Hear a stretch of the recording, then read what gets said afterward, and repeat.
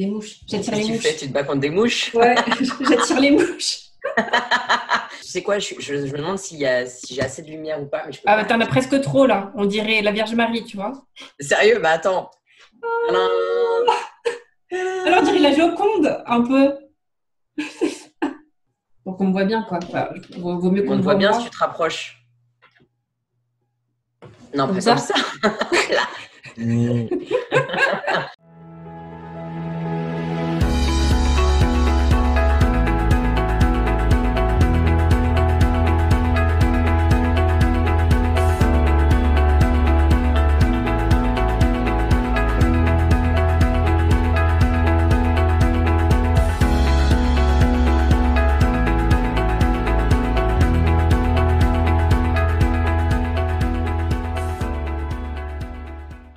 Leïla, et tu compléteras si besoin. Donc, bah, tu es coach et thérapeute en sexualité sacrée et tu accompagnes les femmes en fait à reprendre confiance en elles grâce à une sexualité épanouie et sacrée. Et on définira après ce que c'est que sacré, en tout cas pour toi. Et tu travailles aussi à un niveau énergétique, donc tu es pleine de talents. Et un de tes talents aussi, un de tes dons, c'est le travail énergétique. Et donc, tu nettoies aussi les blessures du passé à travers différentes approches dont tu nous parleras. Mais donc, tu as à la fois l'approche de la sexualité, voilà, C'est ça. c'est L'approche de ça, la sexualité et l'approche aussi énergétique. Et exactement. donc, Ouais. bah, pour rebondir sur ce que tu as dit, c'est ça, c'est aller guérir tout ce qui peut être lié déjà au passé de cette vie-ci, hein, parce qu'on a pu avoir des traumas ou des expériences douloureuses dans cette vie-ci, mais aussi dans les vies passées et aussi dans tout ce qui est la généalogie, c'est-à-dire les lignées familiales, tout simplement, où on a aussi de lourds fardeaux souvent qu'on porte sur les épaules et dont on n'a pas forcément conscience, mais qui ont un impact sur qui on est actuellement. Ok. Et du coup, pour toi, justement, puisque, et d'ailleurs, le titre de ta chaîne YouTube, c'est Femme sacrée, c'est ça? Je sais Femme pas. puissante et sacrée, ouais. Ouais, femme puissante et sacrée. Du coup, pour toi, c'est quoi une femme sacrée? Alors, pour moi, une femme sacrée, c'est une femme qui a réussi à s'aligner vraiment avec quelque chose qui est au-delà de simplement son corps physique. Donc, pour moi, on a une âme dans notre corps physique. Après, on y croit pas, hein. Ça, moi, je partage mes convictions à moi. Donc, il y a notre âme qui est dans notre corps physique. Et donc déjà, c'est pouvoir se reconnecter à cette âme, qu'on est quelqu'un, on est une entité qui est beaucoup plus grande que simplement ce corps. Et aussi, femme sacrée, c'est simplement se reconnecter à l'énergie féminine. L'énergie féminine qui, à l'heure actuelle, a été trop longtemps dévoyée, délaissée, manipulée. Et on est beaucoup plus dans une énergie yang, masculine, où on est à fond dans l'action, on est à fond dans guerrière, justement, combattante. Genre, ouais, je vais réussir, je vais y arriver et tout. Ça, c'est génial. Mais ça, c'est une énergie yang à fond. C'est une énergie masculine. Et donc, nous, les femmes, on a tendance à être pas du tout alignées avec le yin, qui est donc la femme, la féminité, qui est la douceur, recevoir, l'abandon. Et donc, pour moi, la femme sacrée, c'est une femme qui a réussi vraiment à faire que ces deux parties soient équilibrées en elle, le côté masculin et le côté féminin. Et c'est aussi être aligné énergétiquement pour pouvoir laisser l'énergie de la vie et nous transpercer et vraiment être aligné avec qui on est.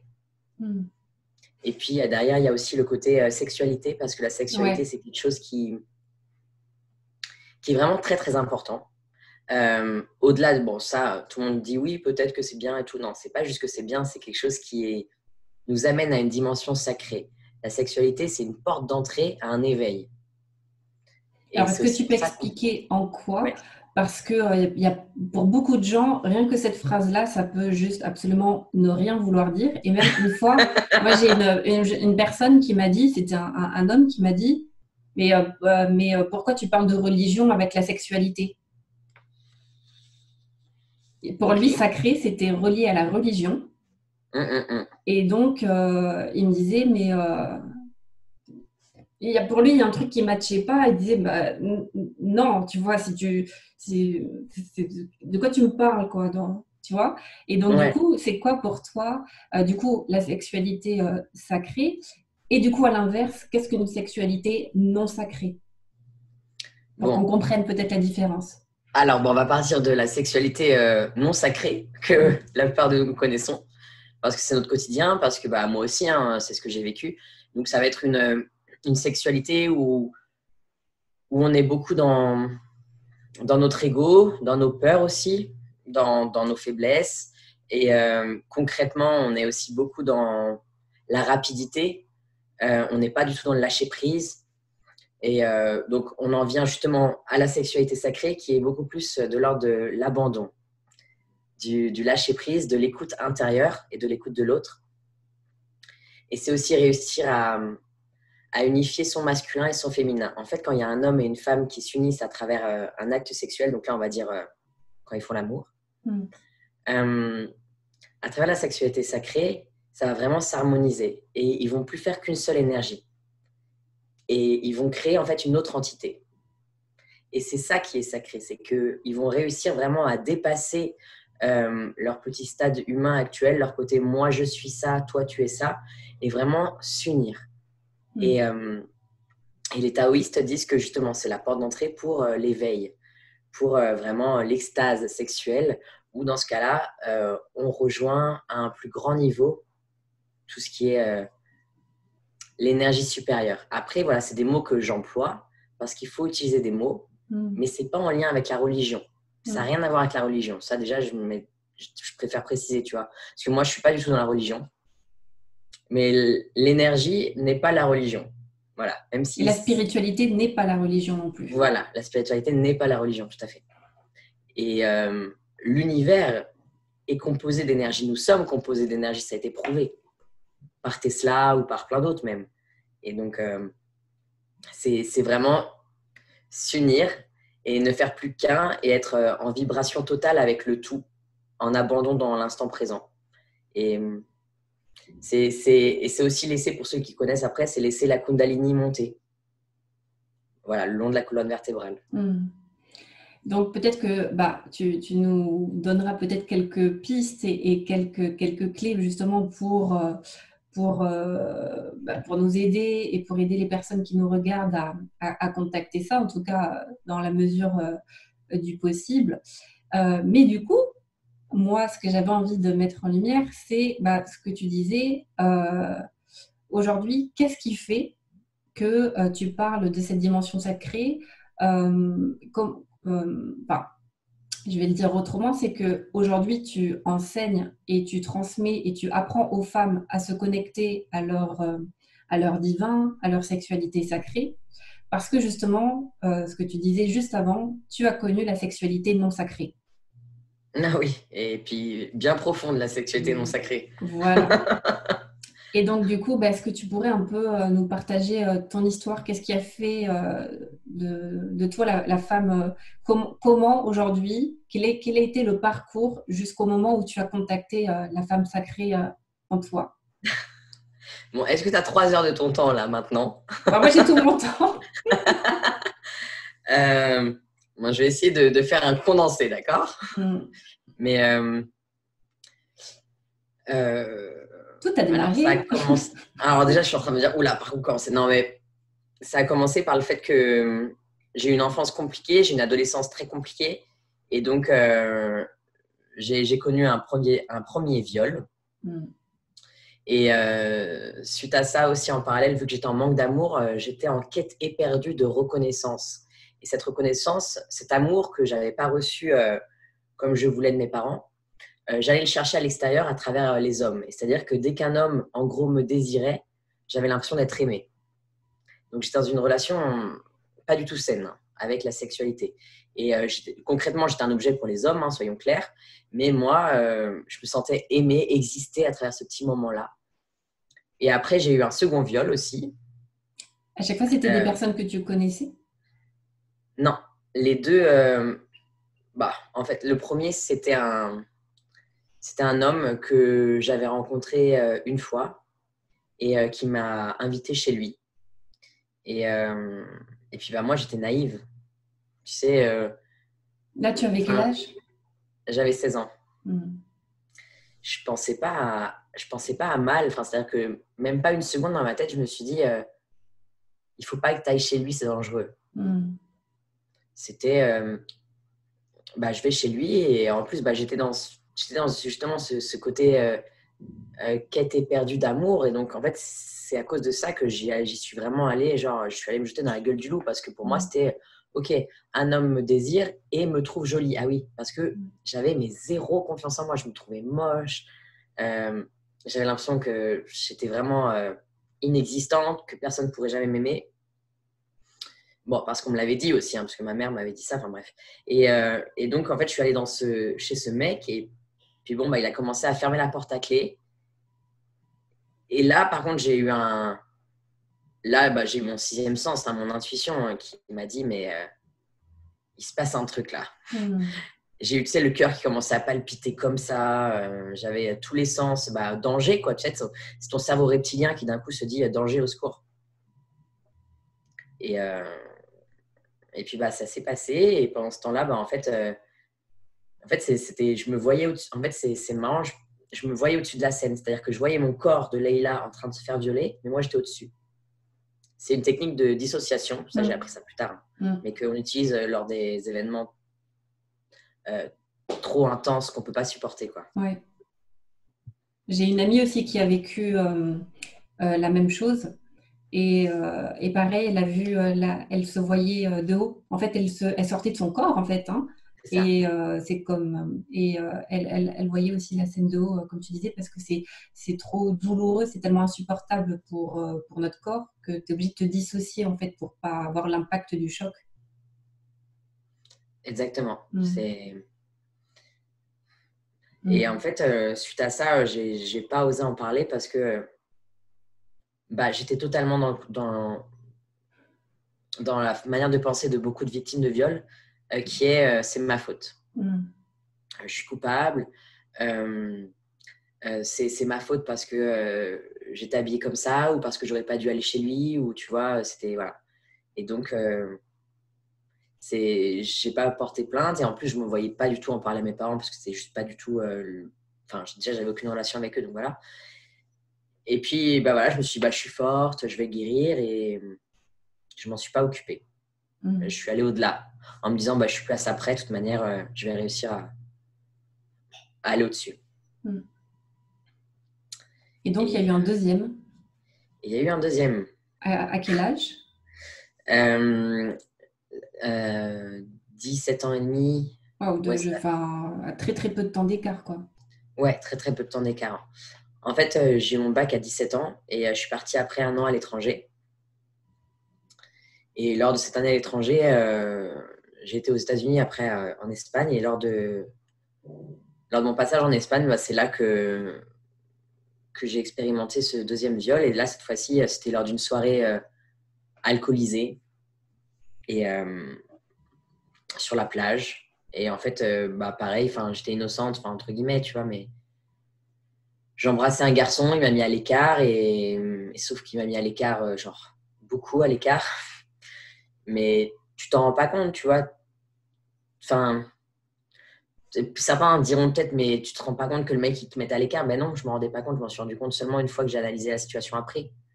Mais sur le moment, voilà, il voulait qu'on soit tous les deux, qu'on partage un petit moment sympathique tous les deux. Moi, je pensais être plutôt limite romantique, tu vois. Mm.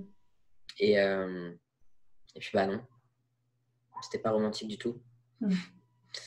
Et, et là, cette fois-ci, je l'ai vraiment super mal vécu parce que bah, c'était peut-être un peu trop là quand même. Donc pendant 2 jours, j'ai fait que pleurer, pleurer, pleurer, pleurer. Et je me sentais sale et je, je- j'avais des idées vraiment noires. Euh, et puis bon, bah, il y a un côté très guerrière en moi qui a toujours été là où je me suis dit, tu t'en remettras. Tu t'en remettras. Voilà. Et du coup, après, qu'est-ce qui s'est passé suite à... Alors, du coup, Ça a suite à été la ça, descente aux enfers, de ce que j'ai pu Ouais. lire sur ton site. Euh, En fait, je suis rentré en France. J'étais en école de communication parce qu'en parallèle, je voulais intégrer Sciences Po et je bachotais Sciences Po pour intégrer Sciences Po. Et au final, ça s'est pas du tout passé comme ça.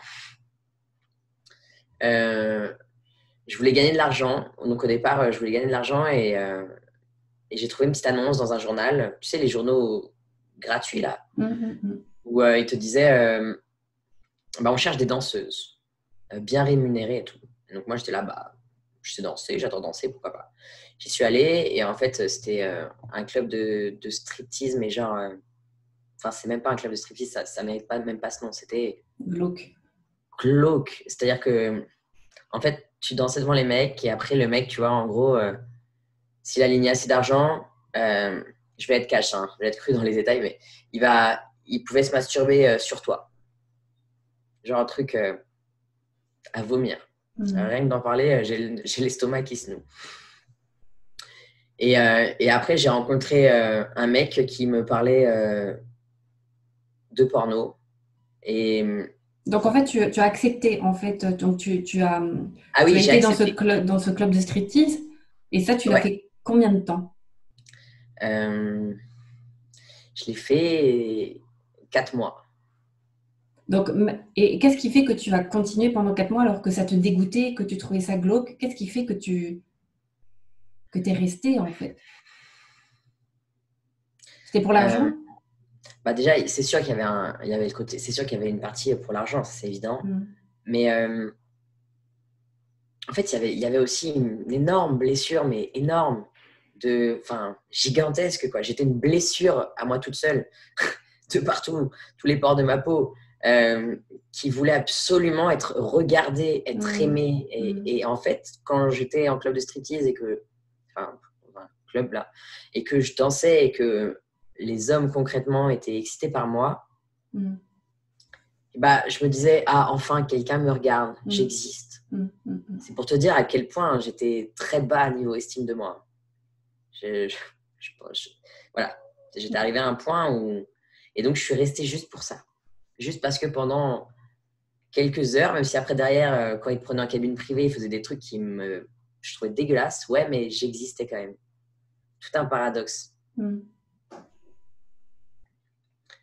Et donc, oui, après, j'ai rencontré le porno. Non, mais la vie, quand même, est assez drôle, quoi, parce que c'est un mec qui me parle à côté de mon école. J'étais juste devant mon école, hein, donc je ne suis pas allé le chercher là. Et le mec, il vient me voir, on tape la discute. Et il me dit, bah voilà, moi, je fais des films porno. Est-ce que ça t'intéresse?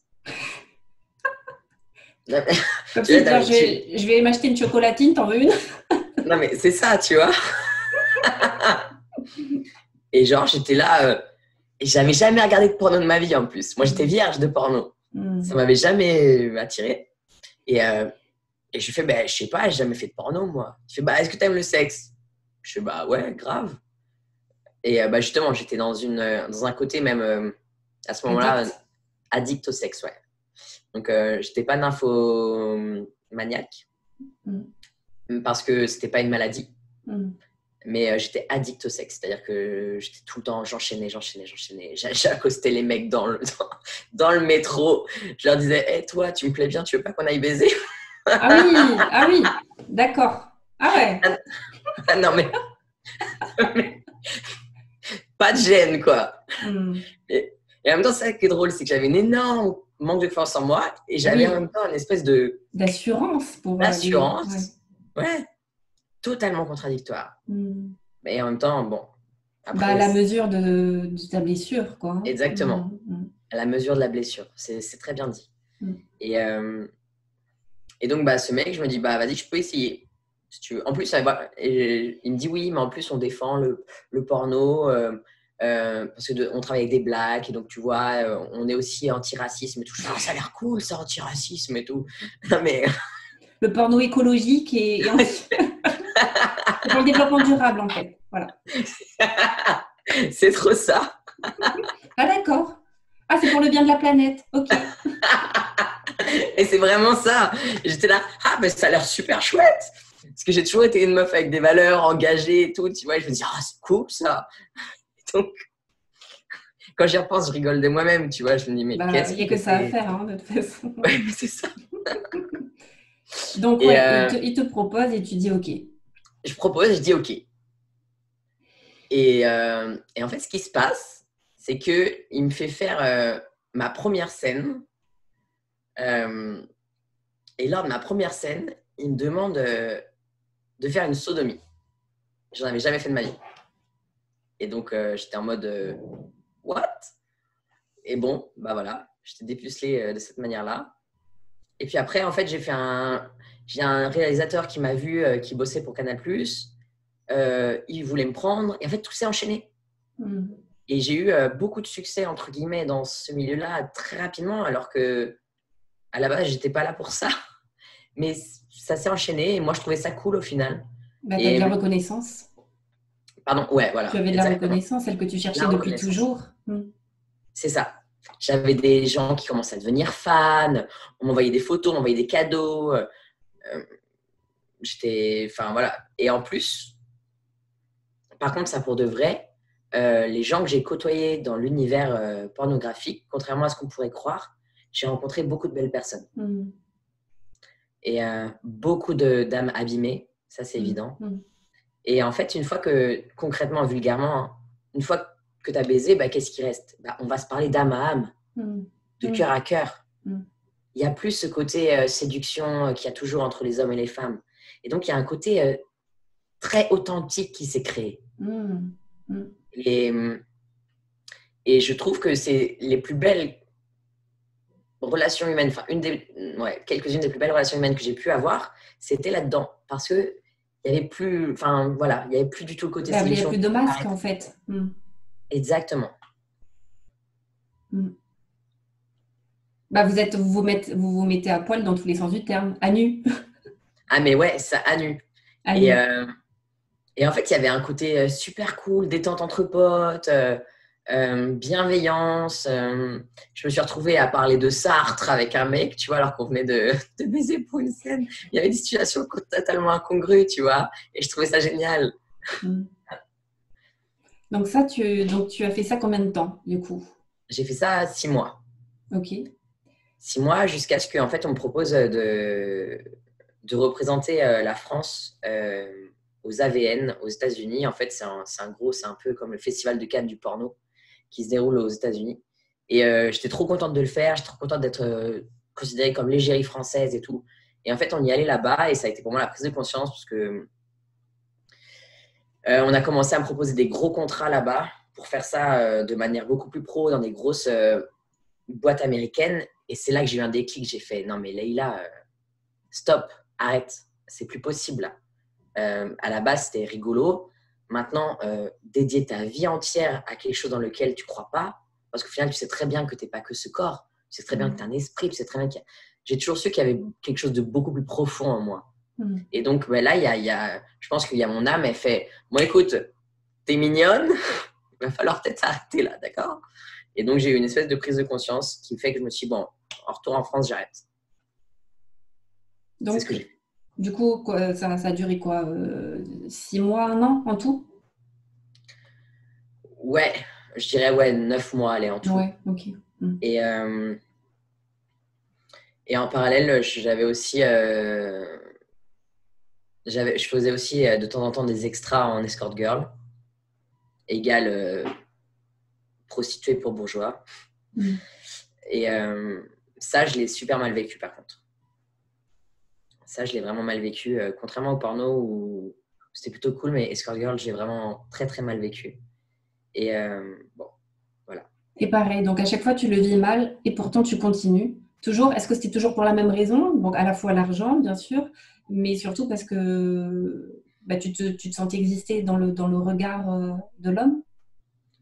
Ouais, alors là, je pense que moi, il y avait l'argent, ça c'est clair. Euh,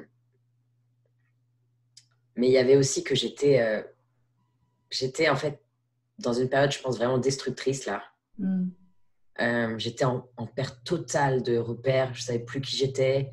Je connaissais en même temps la drogue avec la coke. Mm. Vraiment, voilà. Comment tu Quand t'en es tu tombes- sorti de ça, en fait, de la drogue, de l'alcool? Ouais, il y a eu l'alcool aussi, ouais. Mm. En fait, par moi-même.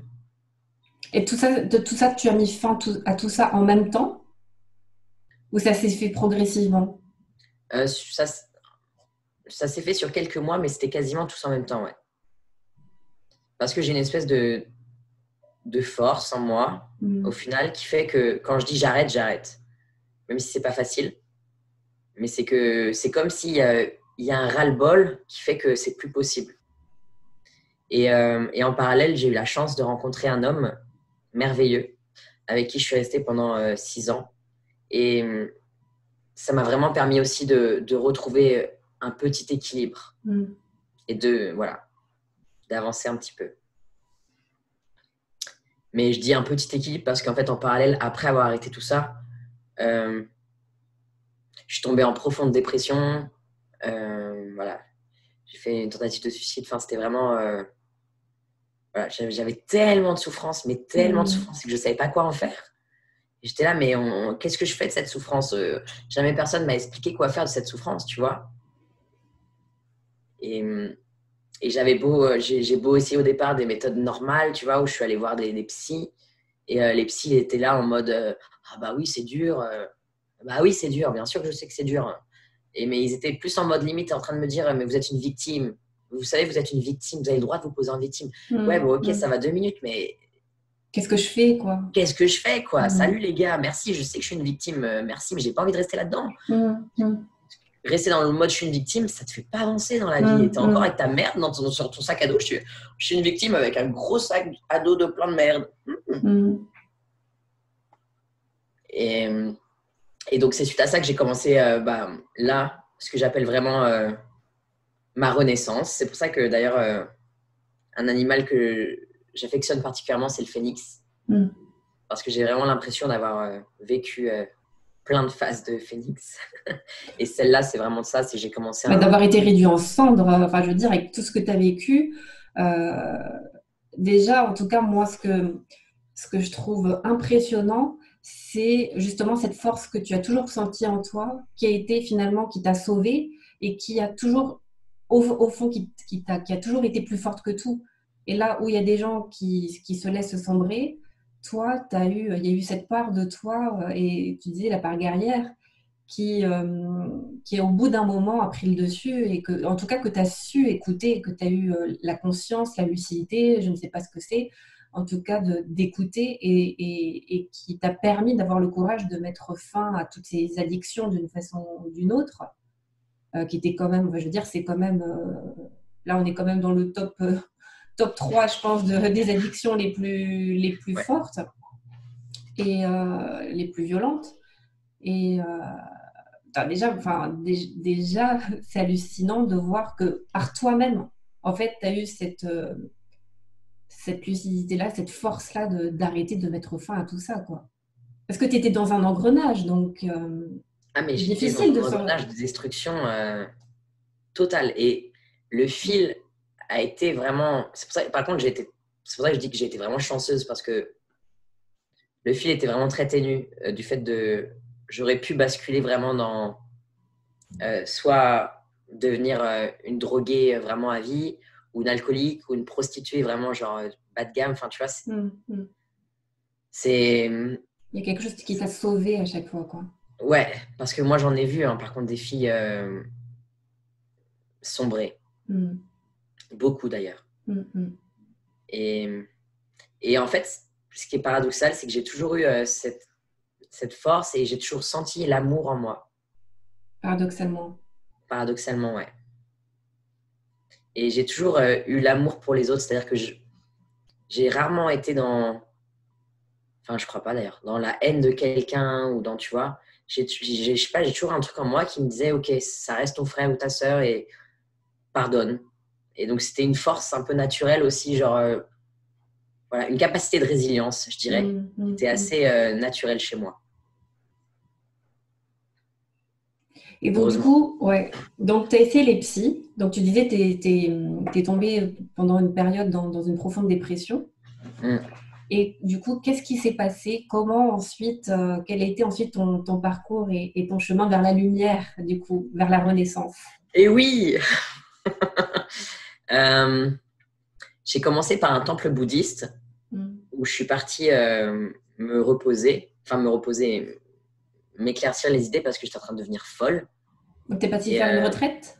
Ouais, une retraite. D'accord. Et en fait, mais tu sais, quand tu es en dépression, tu dis des choses, mais tu peux pas les faire parce que tu es trop mal. Et donc, j'avais dit à mon compagnon, Jack, à l'époque, ouais, j'aimerais bien faire ça. Je sens que ça m'appelle, mais j'étais incapable de réserver. J'étais incapable de mettre en place quelque chose, quoi. J'étais trop mal. Et en fait, lui, il l'a fait pour moi. Et il m'a un peu sauvé à sa manière parce que ça a vraiment été le début de la renaissance. Et je suis arrivée là-bas et en fait, ça m'a reconnecté au fait que j'étais bien plus que ce corps, que j'étais une énergie et surtout, que j'avais le pouvoir, que j'avais le pouvoir de choisir mes pensées et mes émotions. Et c'est un truc, peut-être pour la plupart, ça paraît tout bête, mais moi, ça a été l'illumination du siècle. Genre, j'ai eu 40 000 ampoules qui se sont réveillées dans ma tête. Genre, waouh, je peux choisir mes pensées, mes émotions. Je peux choisir de sortir de ce truc de victime ou je sais pas quoi. Et alors, ça m'a révolutionné la vie. Et en fait, ça a vraiment été le début. Ok, là, je choisis de revivre.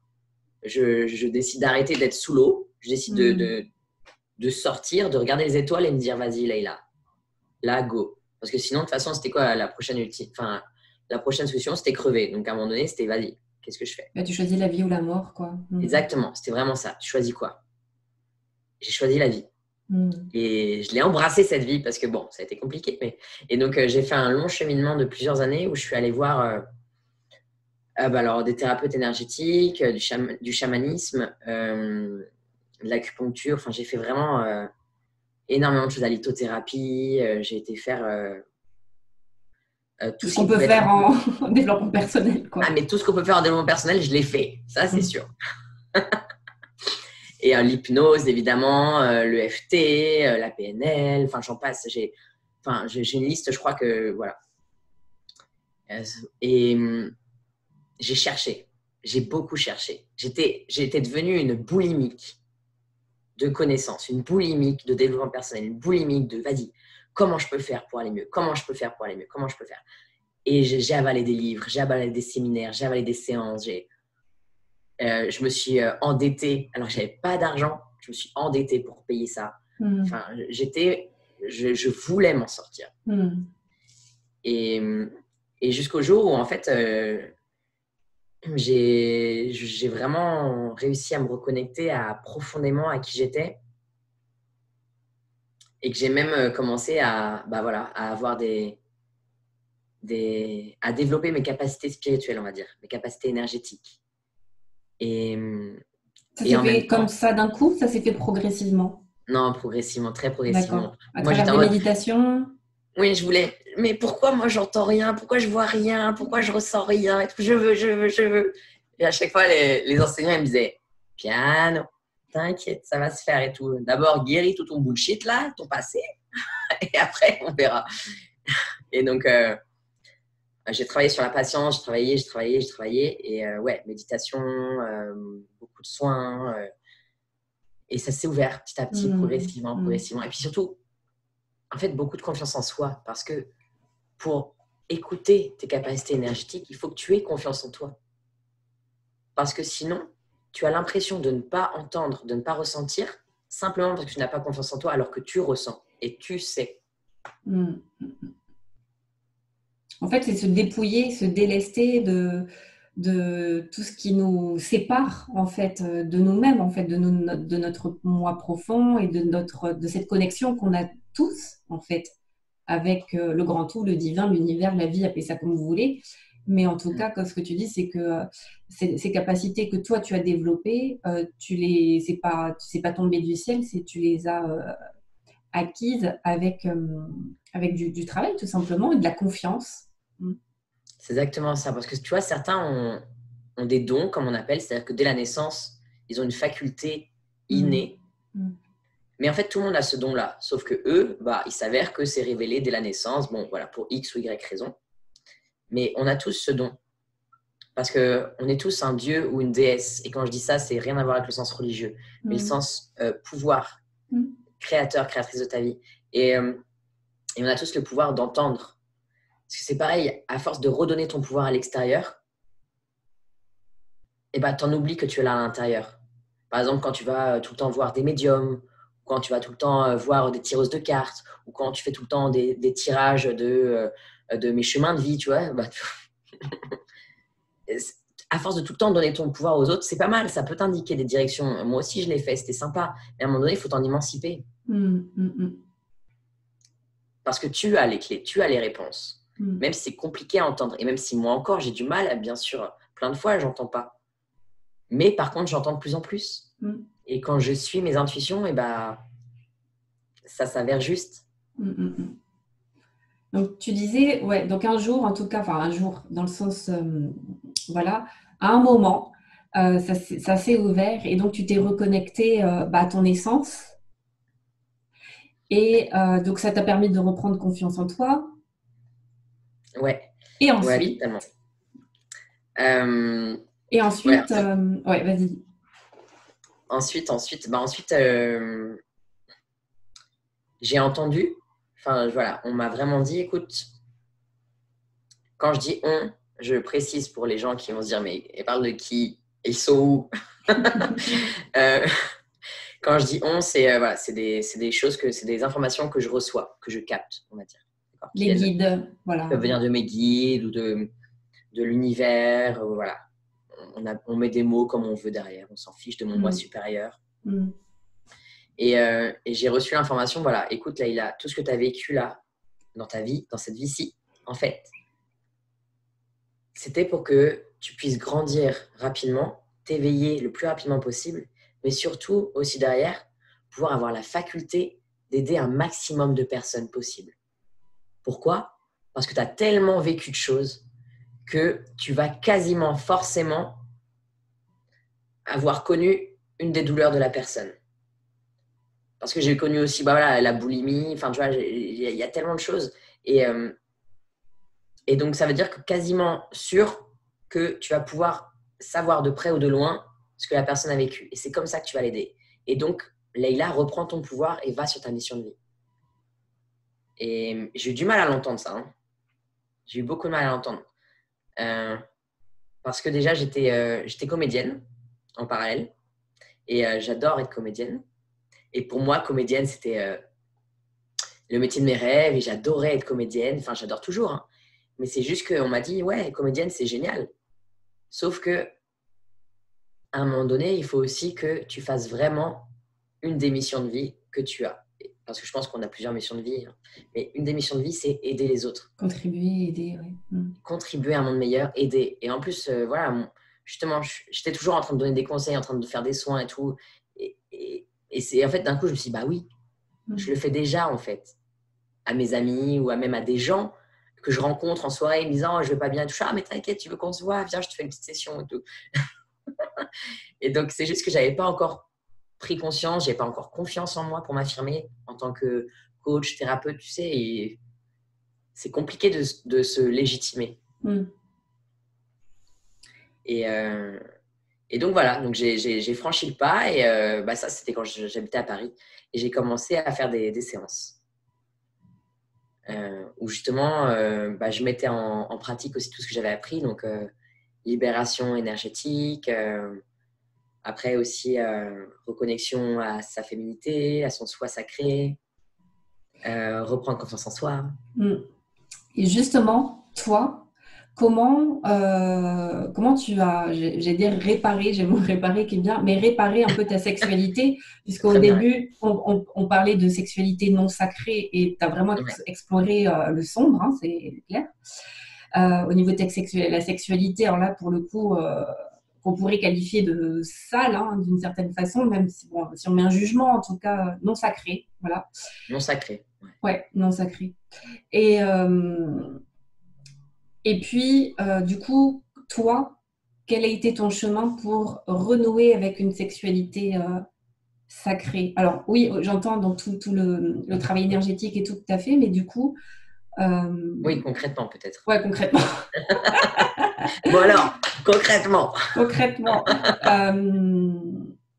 Ouais, comment t'es passé d'une sexualité non sacrée à sacrée, toi, en fait, ton expérience. Hum. Déjà, comment t'as connu ça? Parce que... Ouais. Alors en fait, une des raisons, on va dire, pour lesquelles je me suis séparée justement de mon ex-compagnon, c'est que j'avais plus du tout de désir. Genre, ma libido, elle était morte, enterrée dans le cercueil, quoi. C'était rip. Pendant 2 ans, ça a duré, même pendant 3 ans, ouais, 2 ans et demi, un truc comme ça. J'avais plus aucune libido. Mais genre, je pensais que j'allais finir nonne dans une grotte dans la forêt, quoi. C'était horrible. Je me suis dit, bah, c'est bon. C'était comme, je me suis dit, bah, t'as épuisé ton, t'as épuisé ton quota. T'as tellement fait avant que t'as épuisé ton quota de sexualité, t'en auras plus maintenant. Et, et en fait, en tant que femme, ça m'affectait fortement parce que bah, la sexualité, c'est très puissant. Ça nous définit. Et c'est surtout que c'est une énergie. Donc, en fait, il y avait quelque chose qui était bloqué, quoi. Et je le sentais en plus. Et, et donc, c'est là que j'ai commencé aussi à faire des recherches sur d'autres manières d'appréhender la sexualité. Un des livres, en fait, qui m'a vraiment réveillée s'appelle le manuscrit de Marie-Madeleine. Et dedans, ça parle de la sexualité sacrée de Marie et de Jésus, en gros. Bon, on m'avait conseillé ce livre-là. Mais surtout, moi, ce qui m'a interpellée, c'est dedans, ça parle de la magie sexuelle d'Isis. Et en fait, je sais pas, ça m'a interpellée. Et tu vois, j'ai senti, là, ça vibrait et tout. J'ai fait ouf. Et donc, je me suis renseignée, j'ai fait des recherches. Et en fait, la magie sexuelle d'Isis, bah, c'est tout simplement ce qu'on appelle de nos jours, en fait, d'une autre manière. Mais en gros, c'est le tantra ou le taoïsme, tu vois. Et ouais, le taoïsme sexuel. Et donc, j'ai fait des recherches, j'ai lu des livres, j'ai été à des séminaires. Et donc, c'est là, petit à petit, que bah, tout s'est réouvert et que bah, un jour, j'ai eu la joie de pouvoir rencontrer un homme en soirée et d'avoir du désir pour lui. Et j'étais dans ma tête, j'étais là, genre, j'avais des bouteilles de champagne qui se réveillaient, genre, wow, c'est la fête, ouais. C'est pas mort. Ouais, mais grave, c'est trop ça, quoi. Et bon, en l'occurrence, lui n'était pas du tout sur la sexualité sacrée. Mais c'est pas grave, en fait. Parce que ce qui est le plus important, c'est ton intention que tu émets. Donc, même si l'autre n'est pas sur la même longueur d'onde que toi, bon, évidemment, c'est pas le mieux pour te faire avancer d'un point de vue sexualité sacrée ou même spirituelle, mais peu importe. C'est à partir du moment où toi, tu es aligné avec ton intention, avec qui tu es, et ben en fait, ça devient sacré. Parce que tu émets le désir que ça devienne sacré. Et tu émets le désir de ne pas seulement faire l'amour avec ton corps, mais aussi avec ton cœur, ton âme et ta conscience. Oui, parce que c'est ce que j'ai demandé. Comment, quel conseil qu'est-ce que tu conseillerais donc pour se connecter à sa sexualité sacrée, justement, c'est de poser l'intention déjà. Ouais, déjà, moi, je dirais poser l'intention. Tout à fait. Parce que l'intention, qu'est-ce qu'une intention? Une intention, c'est une énergie. Et en fait, cette énergie, elle va avoir des répercussions, elle va créer des choses. Et mettre l'intention, c'est comme si tu disais à l'univers, ok les gars, sur ma liste de courses là, de cadeaux pour le Père Noël, j'écris en gros cette connexion avec cet homme, ou en tout cas cette relation sexuelle avec cet homme sera sacrée. Et ça change. C'est imperceptible peut-être, mais ça change au niveau vibration, au niveau de ce que tu as donné. Et je l'ai bien vu parce que l'homme en face m'a dit, mais waouh, il s'est passé un truc là. C'était pas comme d'habitude. Et moi, j'étais là, ah bon? Ça, c'est super ce que tu dis parce que, en tout cas, de témoigner du fait que, alors, bien sûr, c'est plus facile quand on est deux à avoir la même envie et avoir la même approche de la sexualité. Mais en tout cas, ce que tu dis, c'est que c'est possible d'être, par exemple, en tant que femme, puisque c'est les femmes que tu aides principalement. Mais en tout cas, on peut commencer déjà même avec un partenaire qui n'est pas forcément ouvert à une sexualité sacrée. Totalement. Et Et oui, et j'ai commencé comme ça. Et parce que, tu vois, forcément, quand tu vas quand tu lis des livres, quand tu vas dans des stages où on te parle voilà, de la création ultime, ça fait vibrer tout le monde. La complémentarité avec l'autre et tout. C'est génial. Sauf que concrètement, techniquement, tu n'as peut-être pas cet autre sous la main. Et donc, est-ce que ça voudrait dire que tu ne peux pas révéler ta féminité sacrée pour autant? Non, non, non. Et en plus, la féminité sacrée, j'ai envie de dire que ça peut même se révéler toute seule. Et c'est ce que j'allais demander. Voilà. Est-ce que quand on est célibataire, est-ce que du coup on est condamné ou c'est possible Non, toi tu n'auras pas le droit. Ou c'est possible d'accéder à son féminin sacré, à se connecter à sa femme sacrée en étant seul. Et comment on fait? En fait, évidemment, chacun peut le faire seul. D'ailleurs, c'est recommandé de commencer par le faire seul. Et moi, ce que je recommande aux clientes que j'accompagne, c'est de commencer aussi seul. Parce que le meilleur moyen de pouvoir après créer une belle sexualité avec l'autre, c'est d'abord de se connaître soi et d'avoir développé sa propre énergie sexuelle et d'avoir vraiment nourri ça. Donc, il y a plusieurs exercices qu'on peut faire. Mais déjà, par exemple, pour une femme, ça va être vraiment pouvoir se reconnecter à son utérus, à ses ovaires, à sa yoni. Pour ceux qui ne connaissent pas, yoni, c'est l'organe génital féminin. Il y a lingam pour les hommes. Donc, c'est se reconnecter avec ça. Parce que les femmes se disent oui, c'est bon, je sais que j'ai un sexe. Hein. Non, non. C'est te reconnecter en conscience. C'est leur apporter de l'amour. C'est de l'intérieur, quoi. C'est de l'intérieur. C'est de l'intérieur, exactement. Et après aussi, on va aller partir aussi du côté… en fait, le premier chakra, il est hyper important parce que c'est de là que part notre connexion à l'univers, à la source, dans notre corps. C'est le premier chakra, exactement. Et c'est aussi là que ça va nous relier à la Terre. Et donc, on peut aussi contracter le muscle PC, pour ceux qui connaissent, ou le muscle stop pipi. Vous savez, quand tu fais pipi et que tu t'arrêtes, hop, tu contractes le muscle. On appelle ça le muscle PC. Et en fait, en contractant aussi ce muscle PC, ça va réveiller ton énergie. Et ça va réveiller ton énergie dans les ovaires. Et après, tu peux aussi mettre en pratique un protocole où tu vas, en gros, en le simplifiant, tu imagines que tu fais monter l'énergie de ton chakra, de ton premier chakra, en fait de l'utérus, on va dire, si tu préfères. Ton premier chakra, tu fais monter tout le long de ta colonne vertébrale jusqu'au 7e chakra. Et tu imagines, après, ça c'est tout à l'inspire. Et à l'expire, tu le fais redescendre de ce côté-là, le devant. Après, il y a un protocole qui est beaucoup plus approfondi, mais en très gros, c'est ça. Et en fait, ça s'appelle l'orbite microcosmique. Et le fait de faire ça, tu vas alimenter en énergie tout ton corps, toutes tes cellules. Et tu vas faire que cette énergie qui est située à la base de ton chakra racine, l'énergie sexuelle, puisse aller dans tout ton corps et réveiller absolument tout. Et ça va libérer en plus des choses qui ont pu être cristallisées. Et puis, l'énergie sexuelle, c'est avant tout et surtout l'énergie de vie. C'est notre élan vital. Et du coup, quand cette énergie-là, elle est bloquée, elle est cristallisée, ça explique aussi beaucoup des sensations de fatigue en tant que femme, manque de confiance en soi, etc.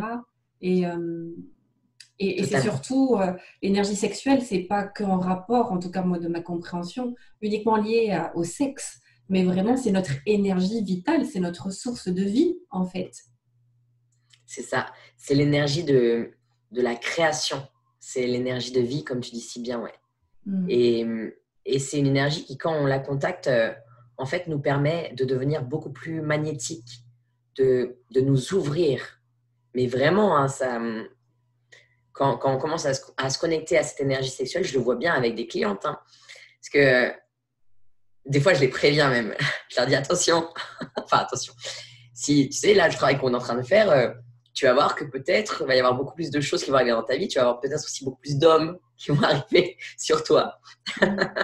Parce que tu n'as rien changé extérieurement. Mais intérieurement, tu as déployé une partie de ton être.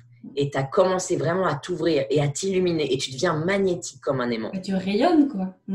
Tu rayonnes. tu rayonnes qui tu es. Et en fait, il n'y a pas plus puissant comme rayonnement que ça.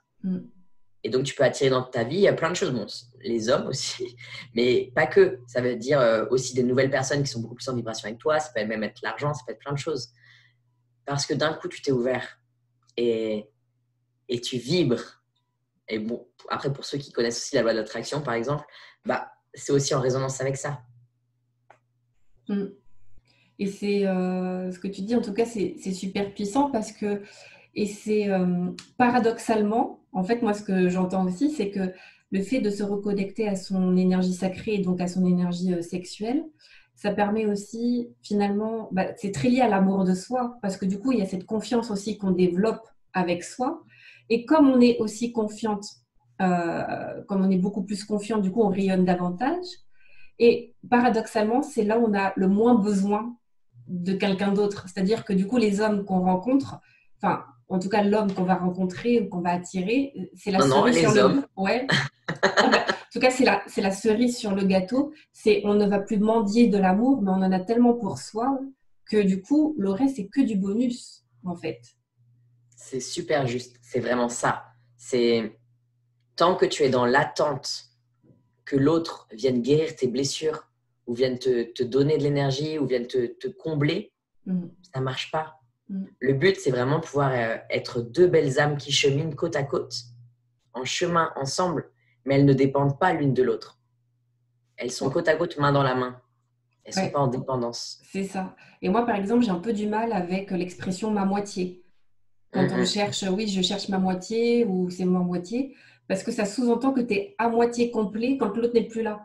Bah non, le but c'est d'être soi-même complet et c'est ça que tu apportes aux femmes que tu accompagnes, c'est de trouver cette complétude à travers la sexualité, d'être soi-même complète et le reste viendra. Et souvent on a tendance à aller dans la vie et notamment dans les relations amoureuses avec, en tant que, comme si on mendie, enfin c'est pas comme si, c'est on mendie de l'amour, de la reconnaissance et c'est ce que tu as vécu pendant des années. Et là, en fait, ce que tu es en train de dire, c'est qu'en reconnectant cette énergie-là, en fait, tu n'as plus besoin de mendier quoi que ce soit, les choses viennent à toi. Et c'est ça qui change tout, en fait. C'est exactement ça. C'est très bien résumé, ouais. Et on est dans une société où, à l'heure actuelle, enfin, en tout cas, en Europe, pour parler de l'Europe, où on est dans une notion du couple qui est justement, à mes yeux, pas très saine. Parce que justement, l'autre doit être déjà comme on veut. Et ensuite, il doit aussi nous apporter ce qu'on n'a pas. Et on mendie, comme tu dis si bien, de l'amour. Alors qu'au final, un couple, c'est quoi? Un couple, c'est s'apporter de l'amour réciproquement. Et c'est sacraliser aussi le couple. Parce que le couple, en fait, c'est quelque chose de beau, de merveilleux, de puissant. Et c'est pour que les deux êtres puissent grandir encore plus ensemble. Et quand on prend conscience de ça, mais on a tout compris. Parce que l'autre, en fait, on ne veut plus rien de l'autre, on est sans attente. Sois juste toi, rayonne. Et si tu as envie de partir parce que c'est plus juste pour toi, et ben va. Et donc, du coup, moi, j'adore, je pourrais encore parler des heures, mais du coup, pour comment qu'est-ce que tu conseillerais aujourd'hui aux femmes qui sont un peu perdues dans leur sexualité, en tout cas qui ne sont pas épanouies dans leur sexualité? Toi, je sais que tu as des grandes étapes que tu fais franchir aux personnes que tu accompagnes.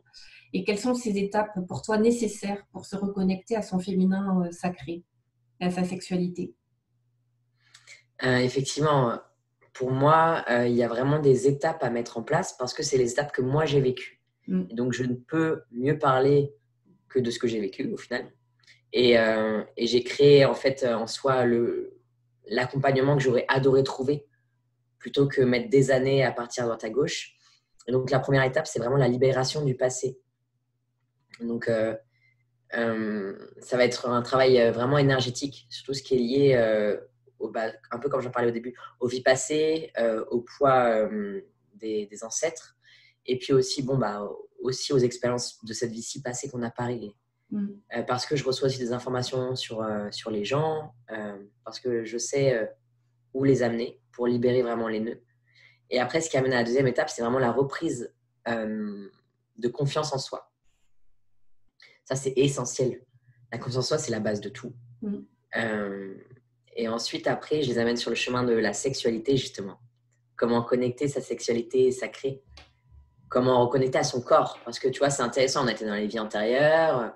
Après, la confiance en soi, c'est bien, mais ça va être aussi beaucoup de mindset, de reprogrammation. Et là, on va aller dans le corps. Et après, la dernière étape, c'est juste incarner sa déesse, sa femme sacrée. Parce qu'au final, on est toutes ça. Alors, pour certaines, ça fait peur, le côté déesse ou femme sacrée. Mais ça veut juste dire ta puissance intérieure. Et c'est beau de se dire je suis une déesse. C'est beau de se dire je suis une femme sacrée. Enfin, moi, quand je dis ça, je vibre, quoi. Il y a mon taux énergétique qui vibre. Il augmente, quoi. En tout cas, je trouve que... Ouais, pardon. Non, mais voilà. Je trouve qu'en tout cas, ton programme est super complet et il est assez unique, en tout cas, moi, de ce que je peux voir ailleurs. C'est que là où souvent, on peut avoir des approches purement axées sur la technique de la sexualité, enfin, que peu importe les approches, mais en tout cas, même, tu vois, le tantra.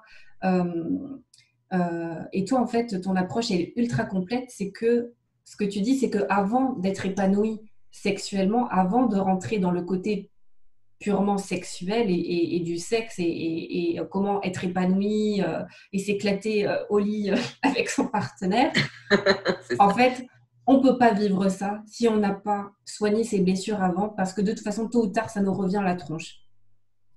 Et donc, en fait, c'est pour ça, je trouve que ton approche, elle est géniale. Et si vous regardez cette vidéo, je vous encourage vraiment à prendre compte. Et si ça vous parle et si vous avez vraiment envie de renouer avec votre sexualité, est-ce que si vous avez bien compris, c'est pas juste la sexualité pour la sexualité, c'est reprendre contact avec son essence profonde, avec sa puissance et avec sa confiance en soi. Enfin, ça va vous apporter énormément de confiance en vous.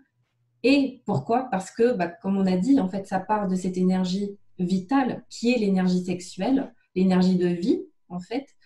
Et toi, en fait, ce que tu fais, c'est vraiment aider à nettoyer justement tout ce qui nous encombre et tout ce qui nous empêche d'accéder à cette sexualité, à qui on est vraiment, finalement, à notre être profond. Et c'est parce qu'on s'est délesté, parce qu'on a nettoyé tout ça, qu'ensuite, dans un second temps, on peut aller vers la sexualité. Et souvent, on a tendance à aller directement à la sexualité parce qu'on se dit, j'ai un problème avec la sexualité, donc je vais voir par exemple un sexologue ou je vais faire des stages de tantra. Mais en fait, il y a des problèmes et des blessures qui ne sont pas réglées. Et donc, toi, ce que tu proposes, c'est un accompagnement 360 degrés, quoi. C'est ça. Mais j'adore quand tu parles de mon programme. Hein. Je trouve ça magnifique. Je valide. Mais oui, c'est vraiment ça. C'est parce que c'est pas juste une approche purement corporelle. Oui. Pour moi, c'est trop réducteur. Moi, j'agis vraiment à tous les niveaux, c'est-à-dire sur l'inconscient, donc sur l'esprit, on va dire, sur le corps et sur l'âme. Et pour un problème, il faut l'attaquer de plein de façons différentes. Comme ça, le problème, on est sûr de l'exterminer. S'il n'aura plus le choix que de se rendre. Et surtout que c'est pas souvent là où on a l'impression que c'est. C'est-à-dire que, par exemple, c'est comme une voiture. Si elle tombe en panne, logiquement, on va se dire, c'est peut-être dans le capot, je sais pas moi, le moteur. Bah oui, mais non. Parce qu'il y aura peut-être eu plein d'autres choses avant qui n'ont pas été réglées et qui font que ça tombe en panne. Et la première chose, nous, parce qu'on ne connaît pas grand-chose, on dit c'est là, non, il y a plein d'autres choses derrière qu'il faut aller voir, qu'il aurait fallu, par exemple, entretenir, qu'il aurait fallu libérer, nettoyer. Exactement. Et donc ça, oui, pour moi, c'est très, très important. Et parce que je sais aussi qu'on m'a dit concrètement de faire comme ça. Tu vois, on m'a donné, tu vois, cette méthode, au final, c'est même pas moi qui l'ai inventée. Moi, le petit personnage Leïla, je l'ai reçu, en fait. Est-ce que tu auras envie de rajouter un dernier mot pour les femmes ou même les hommes qui nous regardent, mais puisque tu accompagnes surtout les femmes, aux femmes qui nous regardent? J'accompagne surtout les femmes, mais c'est vrai que tout ce que j'ai dit, ça marche aussi pour les hommes. Bon, peut-être pas pour les ovaires, mais pour les testicules, c'est pareil, en fait. C'est vraiment, voilà. C'est les ovaires, c'est les ovaires masculins. Voilà, tout à fait. Et parce qu'il y a aussi un gros nettoyage à faire au niveau des pensées limitantes pour les hommes de notre société actuelle. Mais sinon, pour les femmes, je dirais vraiment que c'est apprendre à écouter sa déesse intérieure, sa puissance intérieure. Et pour ça, ça peut être tout simplement apprendre à se reconnecter tous les jours en disant, OK, de quoi ma femme intérieure a envie? Si je ferme les yeux, si je m'écoute, de quoi j'ai envie? On peut même poser les mains, tu vois, sur tes ovaires ou sur ton utérus et dire de quoi j'ai envie. Ou alors simplement te connecter à ça. Mais connecte-toi au fait que tu es une femme et connecte-toi à ton énergie féminine le plus souvent possible. Parce que c'est comme tout. Plus tu vas entraîner ton esprit à te connecter à ça et plus tu vas avoir des ressentis. Donc, c'est vraiment commencer à alimenter ça pour que ça devienne un réflexe de je suis une femme sacrée et je peux m'y connecter. Super. Eh bien, écoute, merci beaucoup, Leïla. Est-ce que tu voulais dire un dernier mot? Non, juste te remercier. Merci, Maïlan. Merci beaucoup pour avoir cru en moi, pour m'avoir écouté et pour m'avoir aussi encouragé justement à parler de tout ce passé. Parce que bon, ça n'a pas toujours été chose évidente pour moi, donc merci. Ben, moi, je te remercie pour ta confiance parce que je pense que c'est évident, mais ton passé, je peux comprendre que ce soit difficile à assumer et voilà et à livrer comme ça. Et donc, je te remercie pour ta confiance. Et puis surtout, je suis vraiment 100% persuadée que là, ton témoignage, ton parcours va inspirer beaucoup, beaucoup, beaucoup de femmes. Et tu es la preuve que tu parlais de résilience, mais tu es la définition de la résilience, je crois. Et vraiment, et ton parcours est vraiment, vraiment inspirant. Et je peux vraiment, je connais un petit peu Leïla et je peux vraiment vous dire qu'elle est hyper compétente dans son domaine et vous pouvez vraiment aller la voir les yeux fermés. Donc, je mettrai aussi ton site sous la vidéo, donc femmepuissante.fr. Et puis, tu as aussi une chaîne YouTube, donc Leïla Degno, femme sacrée et puissante. Et puis aussi, on peut aussi te retrouver sur Facebook également avec ton nom. Merci Maïlan, ouais. Et j'ajouterais juste un dernier truc, c'est genre, ne te limite pas en fait. Tu as tout pouvoir. Donc, ne sois pas défini par ton passé. Justement, comme disait Maïlan, c'est si moi j'ai pu le faire, toi tu peux le faire. Vraiment. Tu peux tout faire. Donc, confiance, confiance. Et merci Maïlan pour qui tu es. Parce que, voilà, on parle de lumière, on parle d'âme, mais Maïlan, justement, voilà, c'est une de ces belles âmes qui sont venues sur Terre pour répandre la lumière. Merci. Merci beaucoup, Leïla.